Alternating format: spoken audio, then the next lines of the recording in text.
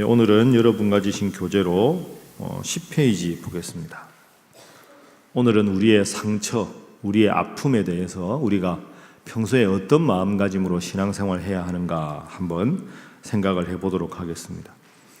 오늘은 바울에 대해서 한번 생각을 해보죠. 여러분, 바울을 생각해보면 바울은 예수님 이후에 기독교 역사에서 가장 위대한 한 명의 기독교인을 들라고 하면 바울을 들 정도로 하나님 앞에 정말로 흠없고 거룩한 헌신된 사람이었습니다.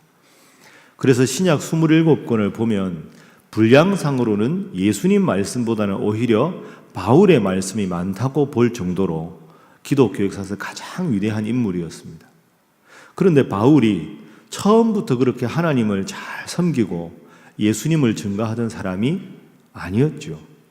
여러분 아시는 대로 바울은 원래 예수님을 믿는 자들을 박해하던 사람, 원래 이름은 사울이었습니다.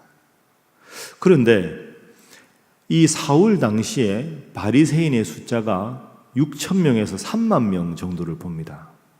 그럼 제가 설교 때 말씀드린 대로 하나님은 그 많고 많은 바리새인들 중에서 왜 하필 사울을 택해서 바울로 변화시키셔서 하나님의 거룩한 일을 맡기셨을까?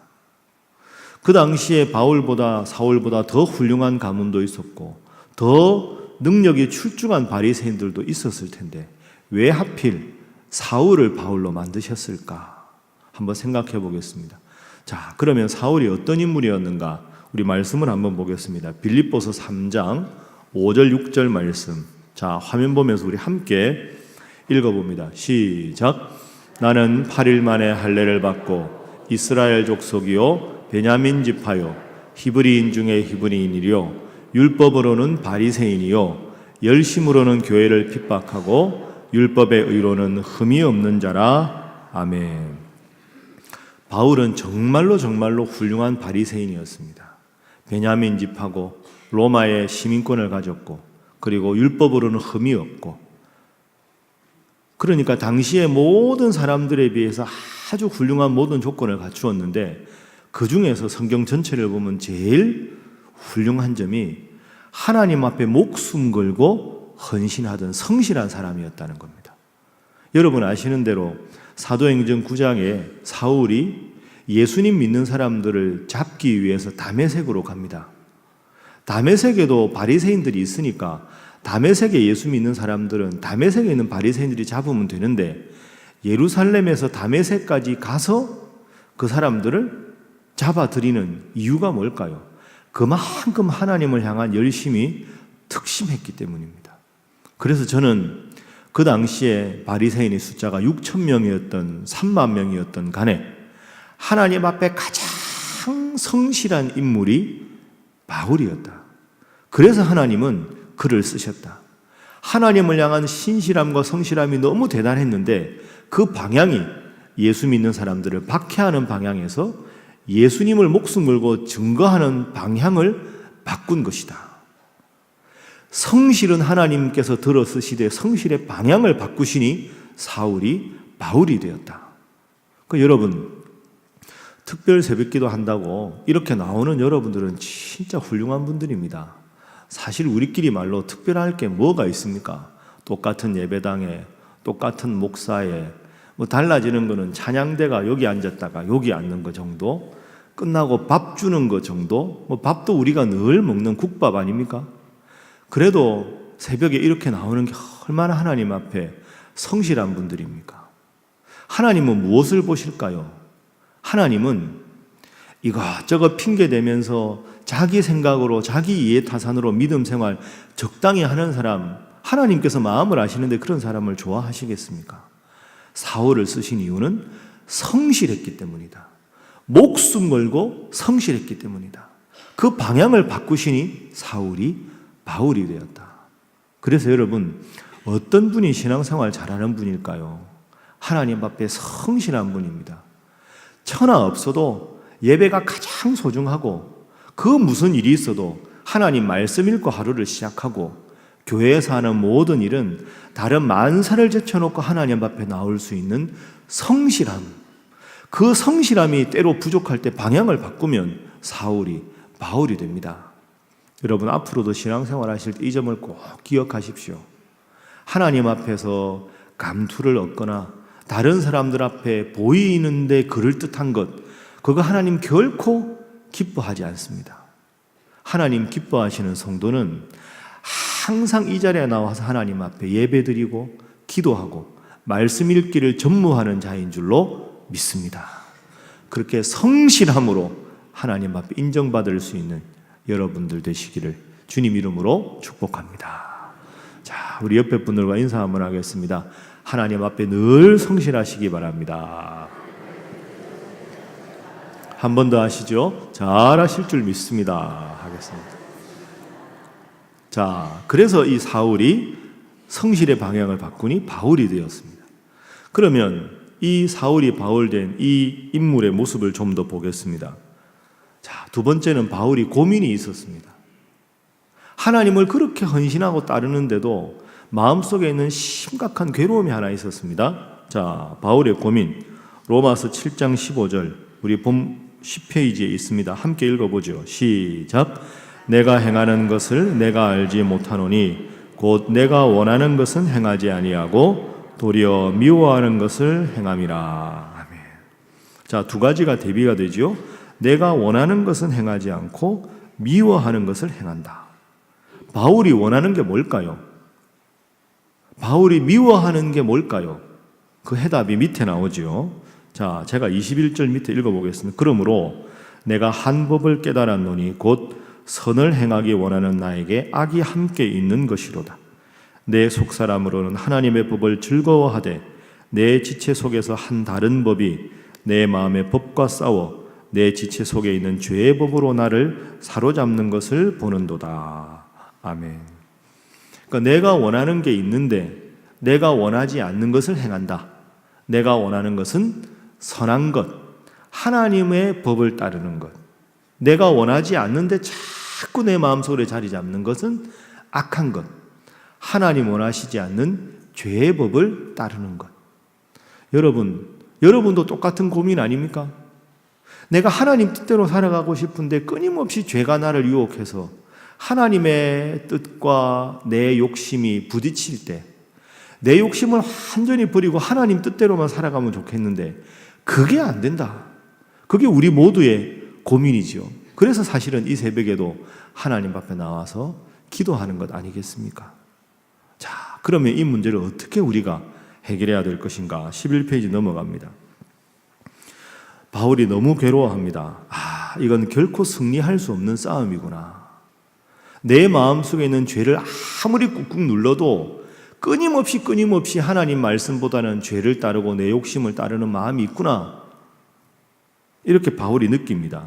그것 때문에 좌절하게 되고 죄책감이 많아지고 더 심하게 율법에 매여 달립니다. 그러니까 사실은 바울 되기 전에 사울에게 하나님은 제가 3번에 쓴 대로 두렵고 무서운 분입니다.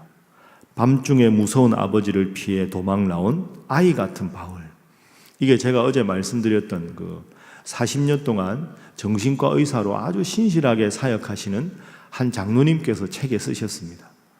이 바울의 마음은 밤중에 무서운 아버지를 피해 도망 나온 아이 같은 마음이었을 것이다. 하나님 뜻대로 끊임없이 살아가야 된다고 머릿속으로는 알고 있는데 삶으로는 그렇게 못 사니까 하나님 하고 부르면 사랑의 하나님이 다가오는 게 아니라 너무 염치가 없고 괴롭고, 하나님이 나는 독생자까지 너를 위해 주었는데 너는 왜 이 모양이냐 자꾸 꾸지람하실 것 같고, 그러니까 하나님 이름 부르는 게 자꾸 무서워지는 거죠. 예수님 그런 마음이 편안한데 하나님 이름은 부담스럽고 엄한 시아버지 같은 그런 모습입니다. 자, 여러분 스스로 한번 물어보십시오. 여러분에게 한번 여쭤보고, 여러분에게 하나님은 어떤 분입니까? 예수님 하면 조금 그래도 좀 이렇게 편하게, 하나님 이러면 아이고 하나님 죄송합니다, 무섭습니다, 하나님은 조금 부담스럽습니다. 이런 하나님 상이었습니다. 자, 그러면 우리 모두가 가지고 있는 이 심각한 문제를 바울이 어떻게 해결하는가? 바울의 해결법이 있습니다. 그 해결법을 오늘 우리에게 적용하면 우리도 엄한 하나님이 아니라 사랑의 하나님으로 그렇게 살아갈 수 있을 것 아닙니까? 자, 오늘은 이걸 한번 생각을 해보겠습니다. 자, 4번 바울이 찾은 길입니다. 육체의 가시입니다. 자, 우리 오늘 본문 말씀 한번 보죠. 고린도후서 12장 7절 말씀. 자, 우리 화면 봅니다.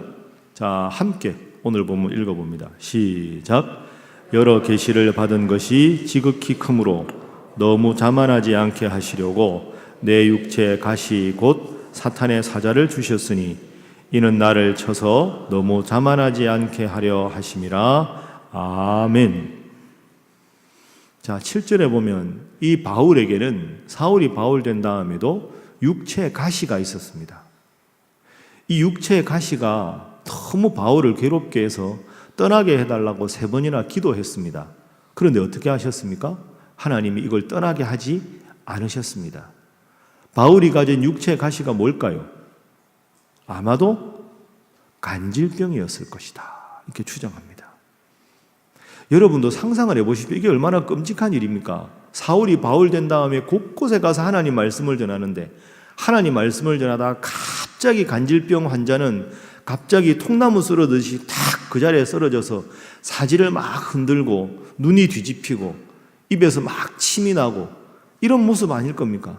성경에 안 나오지만 그런 일이 있었겠지요. 자, 예수 믿고 구원받으세요. 여러분, 하나님이 은혜입니다. 하나님이 사랑입니다.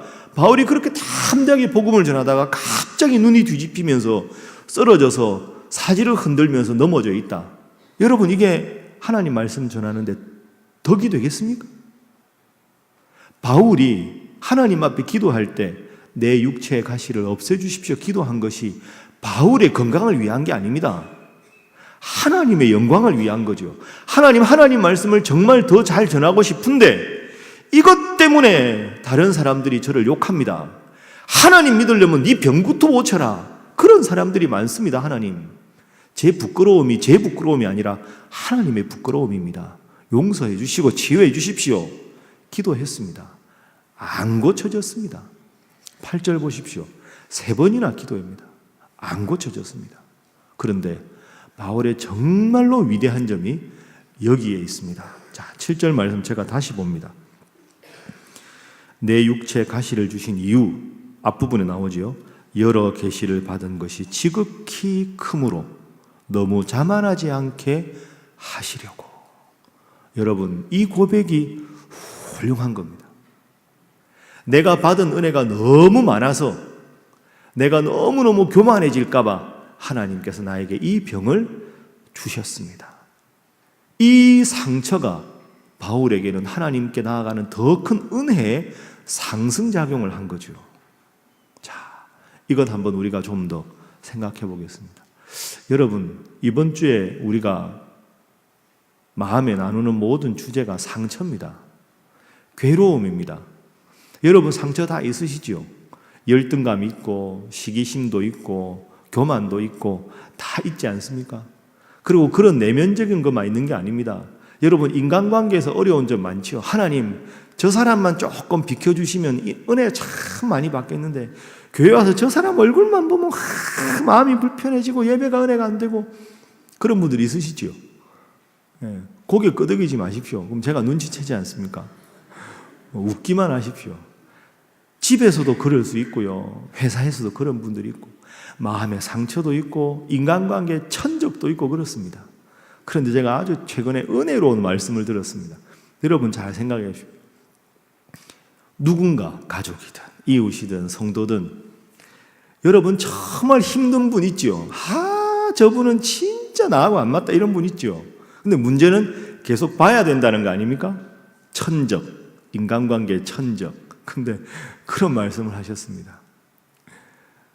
김동호 목사님 지난번에 사경에 오셨는데 그분이 한번 이런 말씀을 하셨어요. 천적은 없어지지 않는다. 다만 바뀔 뿐이다. 노병은 결코 죽지 않는다. 다만 사라져갈 뿐이다. 바꾼 건데요. 그래 그분이 이런 말씀을 하셨어요. 익숙해진 천적이 좋습니다. 여러분, 이게 아주 의미 있는 말이에요. 인간관계에 완벽한 사람이 있을까요? 예수님이 하나님의 아들인데도 예수님 대적자들은 예수님 죽이려고 했지 않습니까? 천적은 없어지지 않습니다. 여러분, 인간관계 어려운 사람 누구나 있습니다. 그분 없으면 신앙생활 잘할 것 같습니까? 아닙니다. 또 생깁니다. 더 강한 천적이 생깁니다. 그러면 익숙해진 천적이 좋습니다. 그냥 좀 힘들어도 내 배에서 나온 내 자식이 제일 사랑스러운 거고요. 힘들고 어려워도 과거에 좀 상처가 있어도 같이 함께 신앙생활하기 때문에 아름다운 추억을 공유하는 성도가 좋은 겁니다. 천적은 없을 수가 없습니다. 익숙해진 천적에 감사하시는 여러분 되기를 주님 이름으로 축복합니다. 아멘이 크게 안 나오지요. 쉽지 않습니다. 기도해야 합니다. 인간관계도 그렇고요. 오늘 바울 생각해 보십시오. 얼마나 훌륭합니까? 그 병을 떠나게 해달라고 열심히 기도했는데 안 떠납니다. 그러니까 해석을 다르게 해버립니다. 하나님, 왜 이 상처를 떠나게 안 하십니까? 이렇게 하지 않고, 아하, 그렇구나. 내가 너무 교만해질까봐. 받은 은혜가 너무 많아서 이 상처조차 치유받으면, 봐라! 하나님이 나를 얼마나 사랑하시냐. 나는 이런 상처도 하나님께 기도하니까 다 치유해 주셨다. 그렇게 자신만만하게 나가면서 하나님보다 나를 더 의지할까 봐. 그래서 하나님이 그랬구나. 내가 교만하지 않을 수 있도록 하나님께서 나에게 상처를 주셨구나. 자, 그래서 9절 말씀 보십시오. 자, 9절을 한번 읽어보겠습니다. 9절. 자, 시작. 나에게 이르시기를 내 은혜가 내게 족하도다. 이는 내 능력이 약한 데서 온전하여 짐이라 하신지라. 그러므로 도리어 크게 기뻐함으로 나의 여러 약한 것들에 대하여 자랑하리니 이는 그리스도의 능력이 내게 머물게 하려 함이라. 아멘. 여러분, 이 9절 말씀이 여러분의 고백되기를 주님 이름으로 축복합니다. 자, 9절 보십시오. 약한 데서 내 능력이 온전해진다. 왜? 약하니까 하나님이 더 도와주실 테니까. 그래서 내가 약함에 대해서 도리어 크게 기뻐한다. 약한 것을 자랑한다.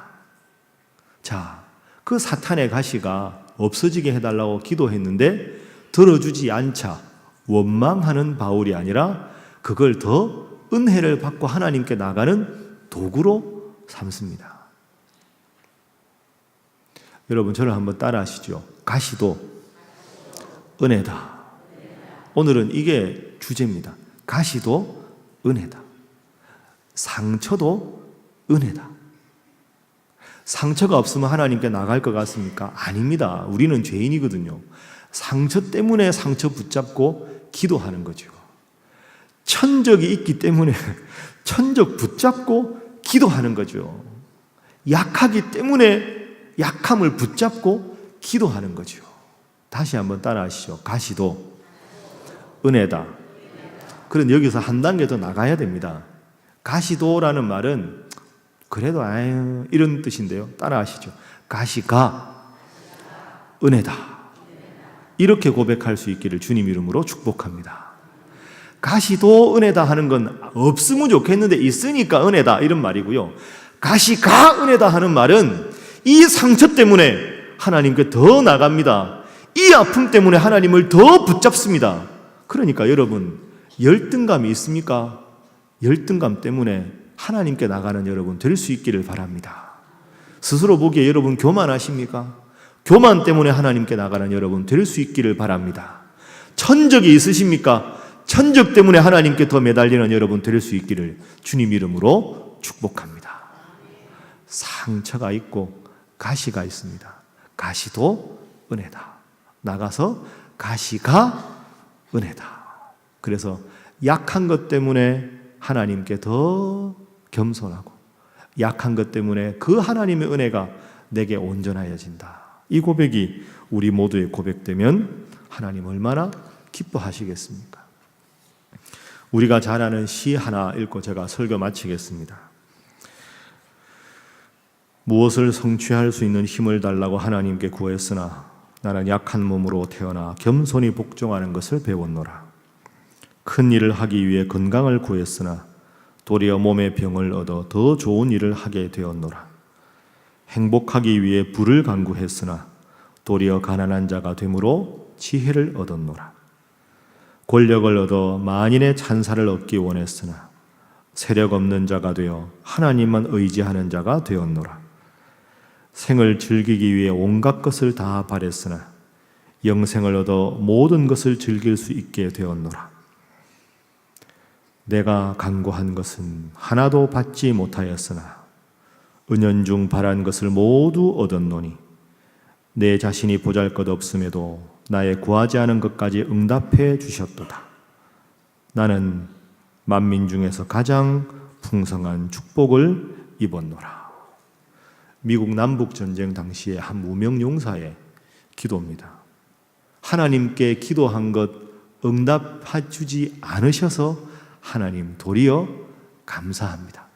여러분, 오늘 바울을 기억하면서 이 시를 기억하면서 응답해 주셔서 감사, 응답해 주지 않으셔도 감사, 강한 것 주셔도 감사, 가시를 주셔도 감사, 그렇게 고백할 수 있는 여러분 모두 되시기를 주님 이름으로 부탁합니다.